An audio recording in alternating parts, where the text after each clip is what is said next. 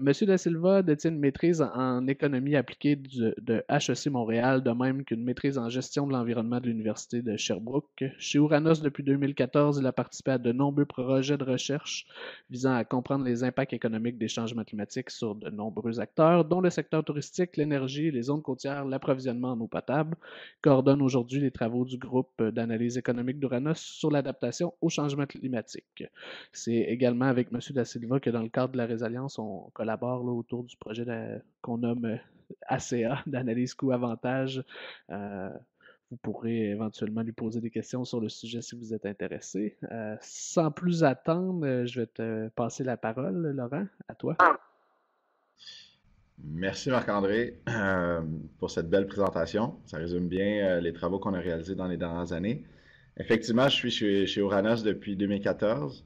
Notre vision, si on veut, avant de commencer dans le sujet, là, c'est vraiment d'utiliser la science économique pour une meilleure prise de décision.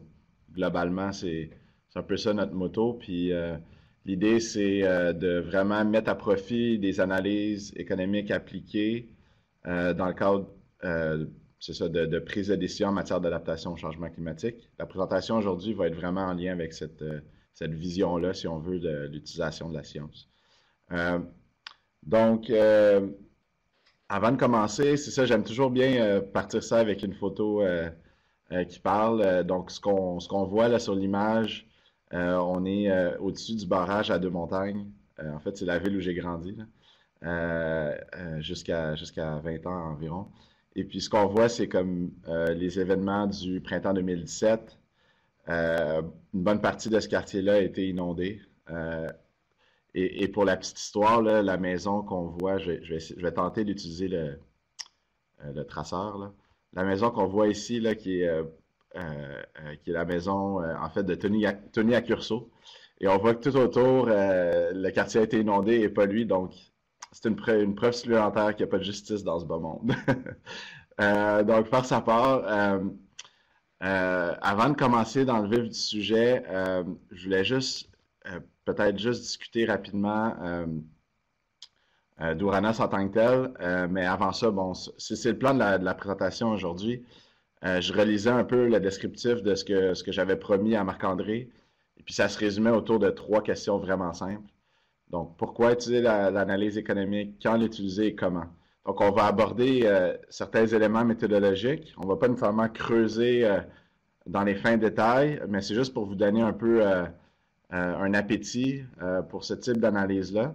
Puis, si vous avez des questions vraiment plus spécifiques sur des méthodes de quantification précises, ben, vous pouvez m'écrire après ou on pourrait éventuellement se parler par téléphone. J'ai essayé de camper ça dans des exemples concrets qui parlent pour vraiment qu'on puisse imager finalement comment est-ce qu'on utilise ben, ces différentes méthodes-là dans la réalité terrain, si on veut, de la problématique. Donc, ce que je disais, en fin de compte, je vais tasser ce traceur.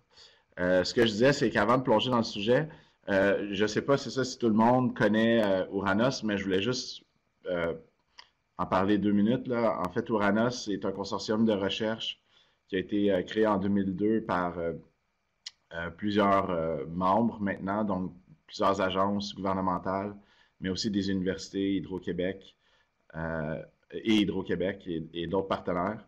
L'idée, c'était vraiment de se doter d'une expertise en sciences du climat, notamment pour piloter le modèle climatique canadien et produire des simulations climatiques régionales. Et rapidement, en fait, l'intérêt s'est tourné vers l'impact et l'adaptation au changement climatique. Donc, une fois qu'on avait une bonne idée, c'était quoi les trajectoires de changement climatique, bien, qu'est-ce qu'on devait, c'était quoi les impacts sur les différents secteurs de la société, puis comment on devait s'adapter à ces impacts-là. L'analyse économique s'est greffée tranquillement à disons, cette équipe-là de recherche. Et puis, on mène aujourd'hui peut-être une dizaine de projets de recherche, soit à l'interne ou en partenariat avec des chercheurs universitaires, pour utiliser l'analyse économique dans la prise de décision en matière d'adaptation. Donc, retournons à notre sujet d'intérêt pour le webinaire d'aujourd'hui. Donc, pourquoi utiliser l'analyse économique dans la gestion des plaines inondables ou des zones inondables au Québec? Ben d'abord, oublions les changements climatiques pour le moment. ce qu'on sait, c'est que les dommages occasionnés par les inondations au Québec sont clairement sont très importantes. Nous, on a regardé les dédommagements, en fait, les dédommagements qui ont été accordés par le ministère de la Sécurité publique depuis 1991. On a extrapolé ça à des dommages potentiels sur le Québec parce que, bon, les réclamations, c'est juste une partie de la facture, si on veut. Ce qu'on a pu quantifier, c'est des dommages qui sont environ autour de 200 millions de dollars par année, strictement liés aux inondations riveraines au Québec. Donc, c'est clairement un aléa, c'est de l'aléa climatique le plus important qui occasionne des dommages humains, environnementaux, économiques, sociaux, dont les coûts, les conséquences sont supportés par tout le monde, par toute la société. Donc, ça, c'est déjà un point important. Pourquoi utiliser l'analyse économique? Parce que c'est un problème majeur au Québec. Il y a eu aussi des événements qui ont réellement frappé l'imaginaire québécois dans les, on va dire, 20 dernières années. Les gens se souviendront du déluge du Saguenay, mais aussi des événements de la rivière Richelieu en 2011 et des inondations, plus récemment, les inondations printanières qui ont vraiment été un catalyseur, je dirais, autant dans le monde de la recherche qu'au niveau gouvernemental pour initier, si on veut, une espèce de réflexion plus profonde sur notamment la cartographie des zones inondables, mais aussi comment gérer. Donc, notamment à travers l'initiative InfoCru. C'est un peu sur ce momentum-là qu'on a chez Ouranos développé un projet de recherche que Marc-André mentionnait tantôt au niveau de l'analyse coût-avantage en zone inondable. J'en discuterai très brièvement à la fin de la présentation. Donc, ces événements-là ont généré un éveil, disons, si on veut, dans la société, mais ont aussi généré des dommages vraiment significatifs pour plusieurs collectivités au Québec et ont forcé, si on veut, à pousser la réflexion sur le sujet. Ce qu'on voit à l'international et au Canada, c'est aussi une augmentation des dommages causés par les aléas en lien avec l'hydrologie, donc essentiellement les inondations, que ce soit au Canada ou à l'international, avec la même tendance par rapport à ça, qui n'est pas seulement expliqué par les changements climatiques, mais qui peut être expliqué aussi par l'aménagement du territoire et les décisions qu'on prend en zone inondable. Donc, il ne faut pas seulement regarder la question de l'évolution dans l'hydrologie en lien avec les changements climatiques, mais principalement, en fait, la façon qu'on gère le territoire, c'est souvent ça qui va générer une augmentation des risques davantage que l'évolution dans le climat. Par rapport justement à cette question climatique-là, il y a quand même encore de l'incertitude sur l'évolution future de la problématique en fonction des différents types d'aléas, que ce soit des inondations par embâcle ou en eau libre.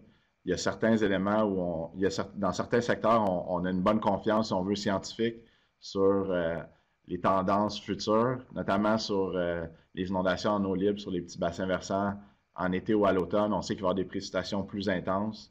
Ce qu'on appelle les flash floods vont se produire plus souvent. Donc ça, on a une bonne confiance au niveau scientifique, mais il y a pour certains types d'aléas, sur certains types de bassins, on a une moins grande confiance.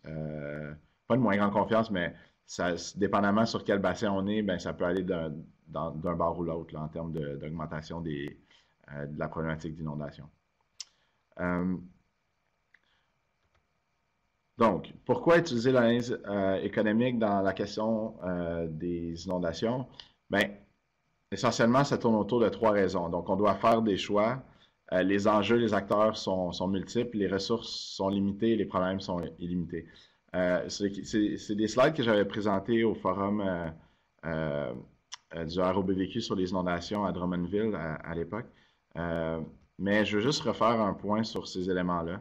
Donc, 3 raisons. La première raison, on doit faire des choix. Autrement dit, comme je dis, il y a vraiment un momentum sur qu'est-ce qu'on doit faire, comment on doit gérer les zones inondables au Québec.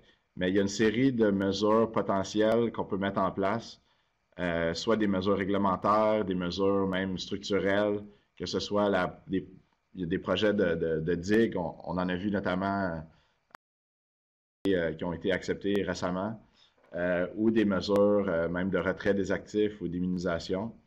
Donc, comment est-ce qu'on peut faire des arbitrages entre ces différentes mesures-là comment est-ce qu'on peut comparer un mur de protection avec une stratégie réglementaire? L'analyse économique peut fournir, disons, une tentative pour intégrer et comparer ces différentes mesures-là entre elles. Bon, ce que je disais, c'est comment, bon, c'est un peu la méthodologie ici, mais donc l'idée, c'est vraiment d'essayer de comprendre est-ce que les bénéfices de la protection ou de la mitigation contre les inondations dépassent ses coûts et quelle mesure est la plus rentable économiquement. Ce qu'on va utiliser, c'est des critères ou des indicateurs intégrateurs comme la valeur actuelle nette, le ratio avantage-coût ou le taux de rendement interne. On va en discuter un peu tantôt sans rentrer dans les détails techniques, mais autrement dit, c'est vraiment de comparer les avantages et les coûts de chacune des mesures, puis voir c'est laquelle qui nous en donne plus pour notre argent en tant que société. Deuxième point, les enjeux et les acteurs sont multiples. Donc, de la même manière où on a une difficulté, disons, on va dire conceptuelle à comparer des mesures qui sont quand même différentes, qui ont des impacts différents, ces mesures-là vont avoir justement des implications qui peuvent aller autant du côté des dommages directs, réduire les impacts directs, disons, sur les résidences, sur les routes, sur les mesures d'urgence, mais aussi des impacts potentiellement environnementaux, sociaux sur les populations. Juste pour vous donner un aperçu là-dessus, je vais faire des fois quelques parenthèses avec les travaux qu'on a fait en côtier, parce qu'on a un peu plus de matériel là-dessus. Mais l'idée, c'est juste pour appuyer le propos. Ce qu'on a fait en zone côtière, c'est 25 analyses coût-avantage dans 5 municipalités côtières, où on est venu quantifier justement les différents impacts de l'érosion et de la submersion sur ces segments côtiers-là. Et quand on prenait en considération seulement les impacts directs, quand on parle d'impact direct, on parle de perte de terrain, des dommages aux bâtiments, des évacuations d'urgence, les mesures d'urgence, ce genre de choses-là, on avait des dommages totaux qui étaient environ de 28 millions de dollars sur les 50 prochaines années pour l'ensemble de ces segments côtiers-là. Quand on commence à intégrer des dimensions comme des dimensions économiques, environnementales et sociales plus largement, puis on vient les quantifier économiquement, on vient capturer les vraies implications économiques, pas les vraies, mais des implications économiques beaucoup plus larges, puis on a une meilleure compréhension de la sensibilité du milieu, pas juste au niveau physique, mais vraiment au niveau de la dépendance entre, par exemple, les industries ou finalement les impacts socio-sanitaires. Et quand on a intégré ces dimensions-là, la facture était plus de 28 millions de dollars, mais 810 millions de dollars. Et donc, autrement dit, mon deuxième point, c'est que l'analyse économique permet d'aller capturer, intégrer et quantifier ces éléments-là pour avoir un indicateur unique qui est finalement la monétisation, le signe de dollar, si on veut. Mais ça permet d'intégrer l'ensemble de ces dimensions-là dans l'analyse. Donc, en zone inondable, on a le même principe. Là. On pourrait imaginer des impacts directs, des impacts intangibles, des impacts indirects aux résidences et d'autres types d'impacts, que ce soit la perte d'activité récréative, l'augmentation des coûts de transport à cause des détours routiers. Il y a un paquet d'impacts qui sont en général pas nécessairement considérés quand on va comparer différentes mesures d'adaptation entre elles. Donc, à travers la lentille économique, on essaie au maximum d'intégrer ces dimensions-là. C'est ça, à travers les analyses coût-avantage. Et donc, le troisième point, la troisième raison, c'est les ressources sont limitées, les problèmes illimités. Ce que je veux dire par là, c'est que sur le territoire, on a vraiment, on est un territoire d'eau, de rivières, de lacs, etc. Et on a des problématiques partout sur le territoire. L'objectif ultime de l'analyse coût-avantage et de l'analyse économique en général, c'est d'utiliser de la manière la plus optimale, finalement, l'argent public pour des projets, par exemple, de réduction du risque. Donc, en utilisant le lentille économique, on vient finalement maximiser le bien-être de la société, qu'on va dire. C'est un peu théorique, mais autrement dit, c'est d'essayer de vraiment utiliser notre argent de la façon la plus optimale pour des problèmes qui sont des problèmes de société, finalement. Donc, en gros, si on résume la première question, pourquoi utiliser l'analyse économique dans la gestion des zones inondables? La réponse simple à ça, c'est pour prendre de meilleures décisions collectivement. Euh, le deuxième point que je voulais aborder, c'est quand utiliser l'analyse économique dans la gestion des zones inondables. Ben, selon ma perspective, mais c'est que je suis clairement un peu biaisé là-dedans. Maintenant. Donc, l'idée, c'est, comme je le disais, il y a vraiment un momentum dans notre gestion des zones inondables au Québec et on est à l'heure de la prise de décision. Comme on a été à l'heure de la prise de décision en zone côtière en raison de la problématique imminente de risque, mais c'est la même chose en zone inondable. L'événement de 2017 a comme été un catalyseur pour dire, OK, ben, il faut améliorer la façon qu'on gère nos zones inondables. On doit prendre des décisions et donc l'analyse économique peut maintenant être un outil parmi d'autres, mais un outil qui peut aider à cette prise de décision-là. Donc, c'est un peu ce qu'on a abordé tantôt, mais l'analyse coût-avantage va être en général, là, si on prend un recul par rapport aux zones inondables, mais c'est le genre d'analyse qui sont utilisées pour étudier des projets, soit des projets, des programmes ou des politiques.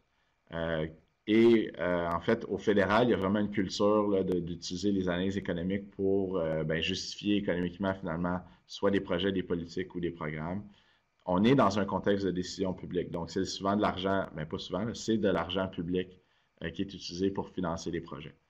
Donc, on pourrait penser à la construction d'une nouvelle ligne de métro, la mise en place des aires de conservation, de ceintures vertes, ou la rentabilité économique de mettre en place des espaces de liberté sur une rivière, par exemple.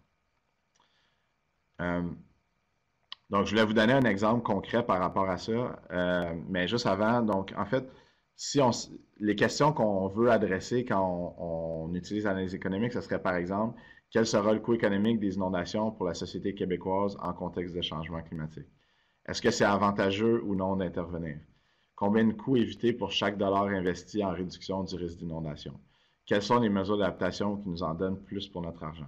Bon, je répète souvent la même chose, mais c'est vraiment le type de questions que l'analyse économique va être en mesure de fournir un éclairage sur ces éléments-là qui doivent être répondus pour prendre une décision finalement. Donc, l'exemple que je voulais vous donner, je ne sais pas si les gens sont familiers avec ce cas-là, mais il y a eu des inondations sur la rivière Lorette, si je ne me trompe pas, c'était en 2005 et 2013. Là, mais, donc, il y a eu tout un projet de mur anti-crue qui avait été développé par la Ville de Québec. Et puis, quand ils sont allés en étude d'impact, ils n'ont pas réalisé d'analyse coût-avantage. Ben, c'est pas demandé non plus, mais rapidement, il y a eu un des commissaires qui a demandé, et c'était écrit notamment dans le rapport du BAP, là, de fournir une évaluation des coûts pour la Ville de Québec qui serait associée à la non-réalisation des travaux. Autrement dit, on venait mettre de l'avant un projet d'investissement majeur. En tout, la facture s'élevait à 100 millions de dollars, là, si je me souviens bien, mais on n'avait pas fait le justificatif de comprendre, mais c'est quoi l'évolution des coûts futurs sur le territoire si on ne réalisait pas les travaux. Puis en fait, la Ville de Québec avait répondu, mais il n'y a pas d'évaluation des coûts pour la Ville de Québec qui serait associée à la non-réalisation des travaux. Puis il avait référé le BAP. En fait, leur seule référence, c'était de dire, ben, historiquement, on a vécu des grosses inondations qui avaient causé des dommages majeurs. On pense que ça va se poursuivre dans le futur, mais il n'y avait pas fait de projection de dommages. Et puis, en fin de compte, ça faisait en sorte qu'ils n'étaient pas capables de justifier sur une base économique, ben de dire, ben oui, ça vaut la peine économiquement d'investir ou non dans le mur anti-crue.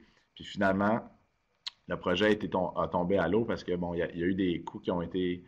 en fait, les coûts ont graduellement augmenté en raison des demandes, notamment du ministère de l'Environnement pour les critères de conception et tout ça. Mais Régis Labombe avait évoqué le fait que qu'il y avait une limite justement à dépenser l'argent du public quand il n'était pas capable d'atteindre leurs objectifs. Mais en fait, compte, il avait utilisé un bon justificatif économique, mais c'était pas du tout appuyé sur aucune étude, c'était juste comme son intuition. Et si on revient dans le fond sur ce problème-là, et si dès le départ, il avait utilisé une analyse coût-avantage dans ce cas-ci pour essayer de comparer qu'est-ce qui se passe si on fait rien versus si on investit, ça aurait été beaucoup plus facile de justifier ou pas finalement d'aller de l'avant avec ce projet-là. Donc, on passe à la partie un petit peu plus, on va dire, technique, entre guillemets, mais j'ai essayé encore d'ancrer ça dans des exemples assez terre à terre, là, assez concrets pour que ça parle, pour que ça vous parle davantage. Comment utiliser l'analyse économique dans la gestion des zones inondables? Donc, encore une fois, c'est un visuel sur les zones côtières, mais le principe est le même en zone inondable. Donc, l'idée, c'est de comprendre qu'est-ce qui se passe si on fait rien. C'est quoi le coût, si on veut, du statu quo, de la non-intervention? Ce coût-là, dans un contexte de changement climatique, particulièrement en zone côtière, risque d'être en augmentation. Donc, c'est ce qu'on voit sur le graphique de gauche.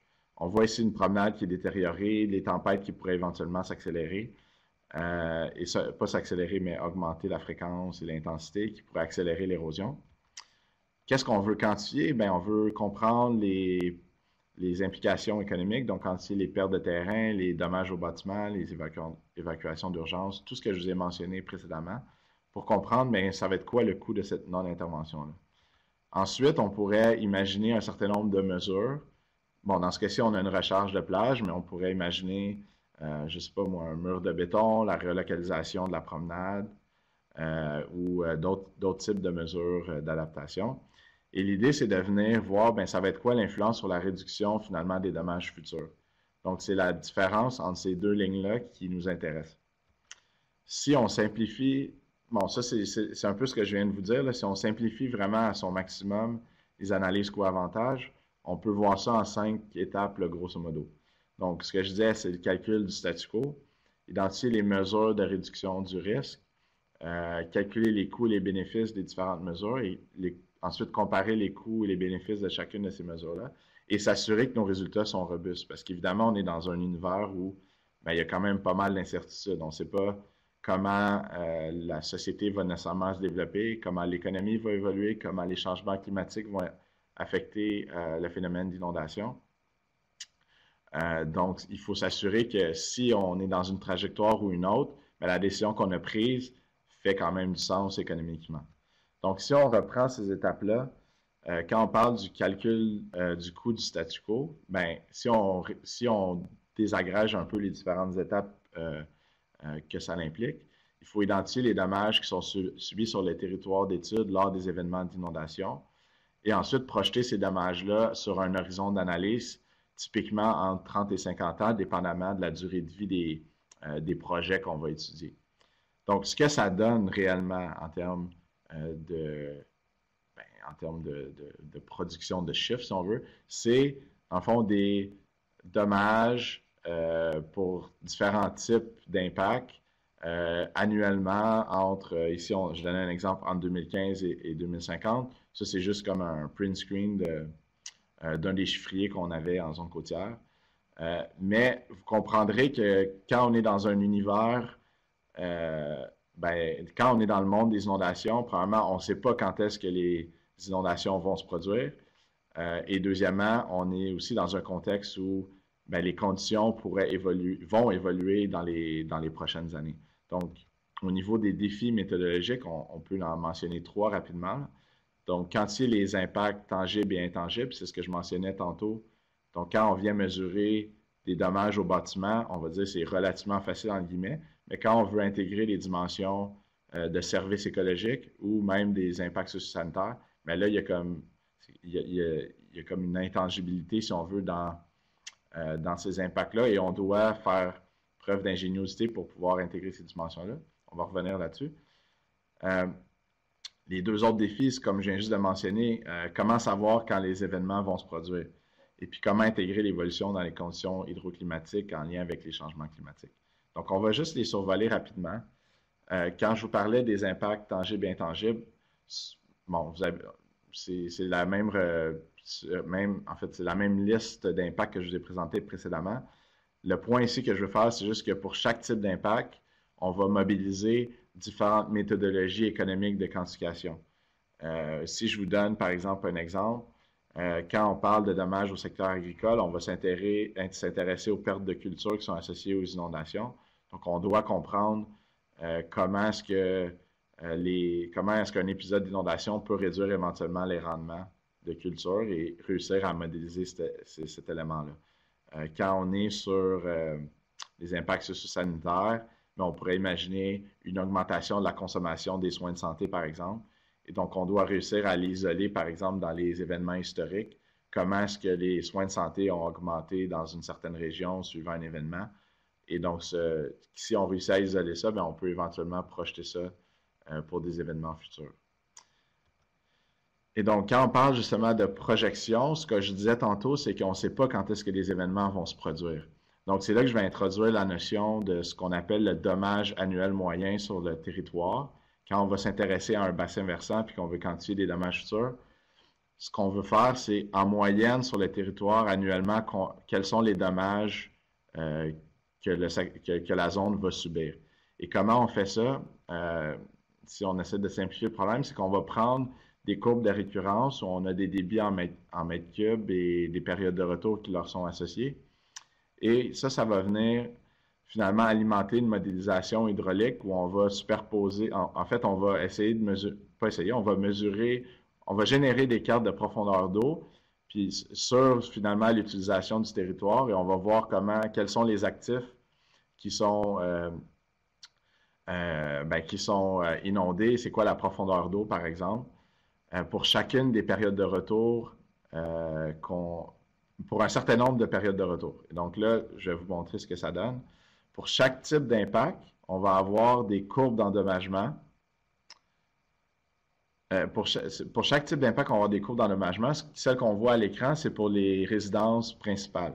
Donc, quand on a une hauteur d'eau associée sur une résidence particulière, on va voir, par exemple, si le niveau de l'eau a atteint le rez-de-chaussée, ben, on va essayer d'y associer un certain taux d'endommagement.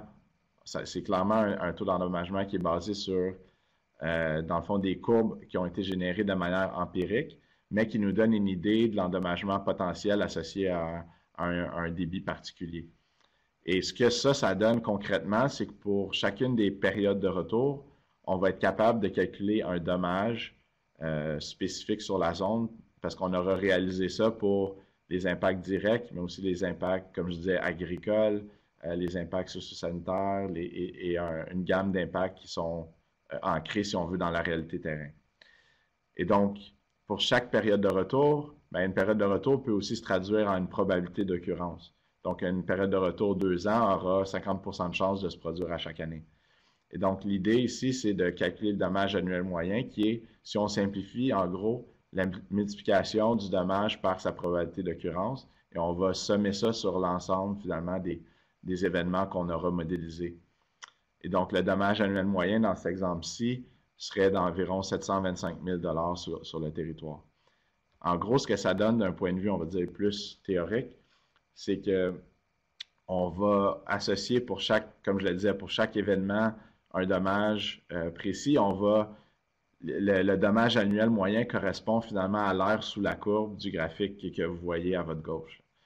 Donc, c'est comme ça qu'on va dire, ben, on n'est pas capable de projeter exactement quand est-ce que les événements vont se produire, mais ce qu'on sait sur la base, finalement, des périodes de retour, et en fait, de la probabilité d'occurrence des événements et des dommages qui leur sont associés, bien, on sait qu'en moyenne sur le territoire, voici les dommages qui vont être subis dans la zone.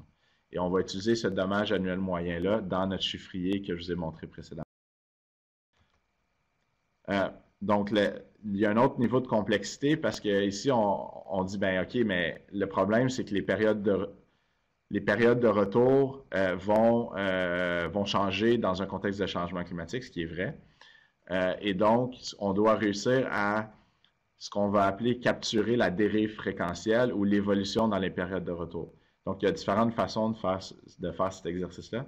Là non plus, je ne vais pas rentrer dans les détails techniques, mais ce qu'on va faire, c'est qu'on va faire évoluer le dommage annuel moyen sur la base de notre compréhension de la dérive fréquentielle qui est causée par les changements climatiques.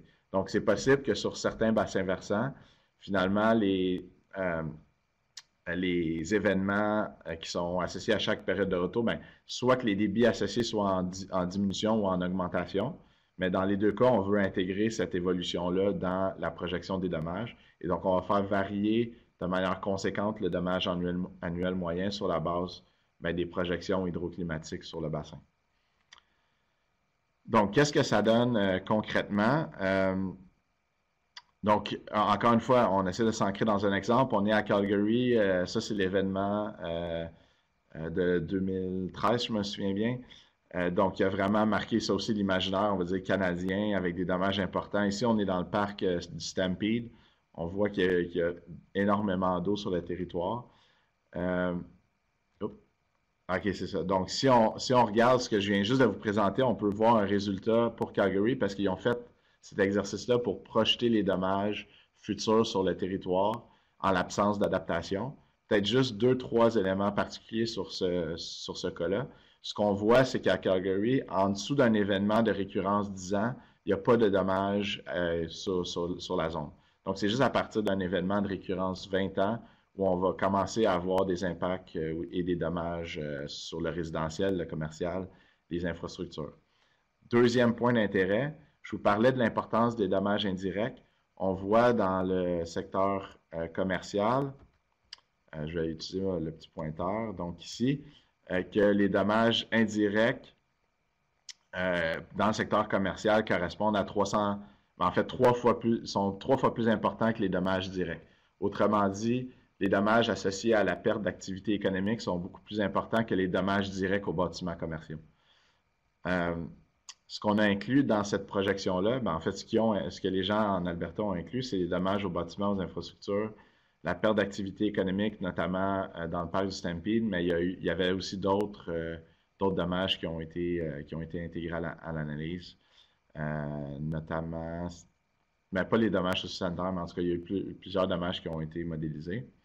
Et ce que ça donnait au final, ce que je vous parlais justement de cette courbe qui lie en fait les probabilités d'occurrence avec les dommages, ça ressemble à ça pour le cas de Calgary. Et on voit que ça donne un dommage annuel moyen de 84 millions de dollars sur le territoire. Donc, deuxième point, identifier les mesures de réduction du risque. Donc, comme je le disais, il y a comme tout un portefeuille finalement de mesures qui peuvent être comparées entre elles. Donc, ici, je ne vais pas creuser trop le sujet parce que c'est vraiment spécifique au territoire qui est étudié. Puis chaque cas est unique. Chaque cas va, dans chaque circonstance, il va y avoir des mesures qui sont applicables ou non au niveau technique ou même politique ou réglementaire. Donc, c'est juste pour vous dire, il y a toute une gamme de mesures, puis c'est quand même important de se garder cette liberté-là, de les étudier, parce qu'on est souvent dans des a priori sociaux ou politiques, puis on ne se donne pas la peine de dire, OK, peut-être que ça vaut la peine de regarder, je ne sais pas, la relocalisation ou ce genre de mesures-là. Nous, dans le cadre de nos projets de recherche, c'est un avantage qu'on a, c'est d'arriver à travailler avec des municipalités ou des communautés, puis leur dire, on veut garder cette indépendance de recherche-là. Fait que même si on sait que la relocalisation, c'est pas super populaire au niveau politique, on va quand même la regarder. On veut juste voir qu'est-ce que ça donne au niveau économique. Puis on réussit à intégrer cette dimension-là. Donc, troisième étape, calculer les coûts et les bénéfices des différentes mesures. Ce que je vous disais encore, cette fameuse courbe-là qui lie les dommages et les périodes de retour. Ce qu'on va vouloir quantifier effectivement ici, juste pour vous donner un exemple, c'est par exemple la zone A, c'est-à-dire l'effet de la mise en place, par exemple dans ce cas-ci, ce serait une digue ou un mur anti-crue ou peu importe comment vous l'appelez, mais qui permet de résister à un événement d'une période de retour 100 ans. Donc le critère de conception qui est utilisé, c'est d'être en mesure de protéger une zone jusqu'à des événements de l'ordre de 100 ans de récurrence. Et à ce moment-là, le bénéfice qu'on veut venir quantifier, c'est la zone A qui est finalement le bénéfice de la mesure. C'est simplifié là parce que il y a potentiellement d'autres impacts. Puis il peut arriver, par exemple, que si on met en place une digue, oui, elle protège jusqu'à un événement 100 ans, mais si finalement il y a une brèche ou finalement un failure, si on veut, de l'infrastructure, les dommages pourraient être beaucoup plus importants que si on n'avait pas du tout mis la digue en place, là, par exemple. Mais bon, c'est juste pour illustrer le propos ici. Et donc, une fois qu'on a quantifié les bénéfices et les coûts de la mesure, je ne l'ai pas mentionné, mais effectivement, il faut calculer les coûts de mise en œuvre et d'entretien de la mesure sur l'horizon de projection. ben, en ce moment-là, on est capable d'intégrer ces dimensions-là dans des indicateurs économiques, comme la valeur actuelle nette, qui est l'indicateur qui est le plus utilisé. En gros, ce que ça fait la valeur actuelle nette, ça va comparer tous les avantages et tous les coûts de la mesure et voir est-ce qu'il y a plus d'avantages que de coûts. Si on simplifie le truc, c'est vraiment ça que la valeur actuelle nette fait. Fait que c'est vraiment pas compliqué. Et donc, ce qu'on veut, c'est une valeur actuelle nette qui est positive. Si elle est positive, on va dire, ben, on est à l'aise d'accepter le projet, puis on va recommander d'aller de l'avant avec ce projet-là. À l'inverse, si la VAN, la valeur actuelle nette, est négative, ben, d'un point de vue économique, c'est pas un projet qu'on devrait, dans lequel on devrait investir. Encore une fois, je vous donne quelques exemples. Ici, c'est un projet qui avait été réalisé par Ouranos avec l'équipe de Pascal Biron, si je ne me trompe pas à l'époque, qui était une analyse coût-avantage des espaces de liberté pour la rivière Yamaska Sud-Est. Donc, l'idée, c'était de voir, est-ce que, d'un point de vue économique, on est capable de justifier la mise en place de ces espaces de liberté-là pour la rivière Yamaska? Ben, si oui, ben, à ce moment-là, on est, allons de l'avant avec le projet. Donc, les coûts et les avantages qui avaient été considérés, l'expropriation de bâtiments, ben, du côté des coûts de cette mesure-là, l'expropriation de bâtiments et d'autres infrastructures, la perte de droits de construction, la perte de droits de culture, la restauration et l'aménagement du cours d'eau. Donc, ça impliquait des coûts pour la mise en œuvre, si on veut, c'était tous les coûts qui étaient associés à la mise en œuvre, finalement, des espaces de liberté. Du côté des avantages, on avait des réductions des coûts de protection des berges, réduction des dommages liés aux inondations, protection des milieux humides qui se traduit en services écosystémiques, la transformation d'une bande de terre cultivée en bande riveraine tampon, qui fournissait également des services écosystémiques. Et donc, quand on ramenait ça quand on traduisait ça en impact économique, ce qu'on voyait, c'est que la perte de droits de construction, les pertes de droits de culture, ben, étaient quand même des coûts importants de l'ordre d'environ 4,4 millions de dollars. Mais du côté des avantages, on était en mesure de générer des avantages qui étaient de l'ordre de 6,7 millions de dollars dans ce cas-ci. Donc, la valeur actuelle nette, donc la différence entre les avantages et les coûts était de 2,4 millions de dollars. Et le ratio avantage-coût, donc, c'est-à-dire la quantité d'avantages ou le nombre de dollars d'avantages pour chaque coût ou chaque coût de la mesure était de 1,54 dollars. Donc, pour chaque dollar de coût, on récupérait 1,54 dollars d'avantage. Donc, c'est un projet qui était, d'un point de vue économique, rentable. Donc, cinquième point, s'assurer que les résultats sont robustes. Donc, on le sait, on est dans de la modélisation, il y a des biais, il y a des imperfections, il y a des incertitudes. Et quand on est dans une chaîne de production scientifique, on va dire, de cette nature-là, donc, qui est alimentée, par exemple, quand on prend en considération les changements climatiques, donc des scénarios d'émissions de GES, la modélisation climatique, la modélisation hydrologique, la modélisation hydraulique, éventuellement de la modélisation économique, bien, c'est sûr qu'on va accumuler finalement on va accumuler finalement de plus en plus d'incertitudes dans nos modèles. Donc, il faut le prendre en considération. Il faut s'assurer que nos décisions ne sont pas biaisées ou ne sont pas faussées par finalement cette incertitude-là inhérente à tout ce travail scientifique-là et aux projections. Donc, typiquement, la manière la plus simple de prendre en considération ces éléments-là, c'est de faire des analyses de sensibilité. Donc, on pourrait prendre, par exemple, une des variables et dire, OK, ben finalement, si cette variable-là, disons qu'on s'est vraiment gouré, là, puis elle est plutôt, par exemple, au niveau des coûts des mesures. Si on pense que notre estimation de coût est vraiment peut-être sous-estimée, ben testons, je ne sais pas, de doubler le coût de mise en œuvre de telle mesure. Est-ce que finalement la mesure demeure rentable, oui ou non? Et on peut essayer de jouer pour se rendre, dire jusqu'où finalement la mesure est rentable. Et faire des analyses, on va dire, de stress, si on veut, sur la profitabilité des mesures. Après, pour la question climatique, sans rentrer dans les détails, on peut utiliser des approches probabilistes où on va dire, par exemple, dans 90% des scénarios futurs qu'on a utilisés, la mesure X est rentable d'un point de vue économique. Donc, ce serait plutôt dans l'interprétation des résultats qu'on va essayer d'intégrer l'incertitude à même, finalement, l'interprétation de notre modélisation. Je vous donne un exemple. On retourne encore une fois à Calgary où on est sur une des mesures qui a été analysée suivant les événements de Calgary. Donc, ce qui avait été regardé, c'est la diversion du réservoir Glenmore et l'analyse de sensibilité qui a été faite. Ben, il y en a eu plusieurs, mais bon, j'en mentionne deux ici, là, sur les critères de conception. Donc, ils ont dit, qu'est-ce qui se passe si on met un ouvrage qui est capable de résister à un événement 1 dans 100 ans? Qu'est-ce qui se passe si on met en place plutôt une mesure qui est de l'ordre qui est capable de protéger la zone pour un événement de 200 ans de récurrence? Et aussi, au niveau de nos scénarios de dommages, certaines hypothèses faisaient en sorte qu'on était dans des scénarisations avec des dommages qui étaient plus élevés, alors que d'autres hypothèses, si on jouait un peu avec les hypothèses, on était dans une scénarisation avec des dommages plus faibles. Et ce qu'on voyait, c'est que les mesures n'étaient pas robustes finalement à ces changements d'hypothèses-là. Donc, ici, c'est intéressant. Ce qu'on voit, c'est qu'effectivement, la mesure n'était pas rentable aux variations dans nos hypothèses de base. Donc, d'un point de vue d'aller de l'avant vers cette stratégie-là, ben, on n'a pas 100% confiance qu'effectivement, on va réussir à rentabiliser notre investissement. Donc, en conclusion, je vois que le temps achève. Si on veut garder, je vois les questions qui commencent à défiler, là, donc je vais essayer de conclure rapidement. Les forces de l'analyse économique, donc ça s'appuie sur un cadre méthodologique qui est assez robuste et éprouvé.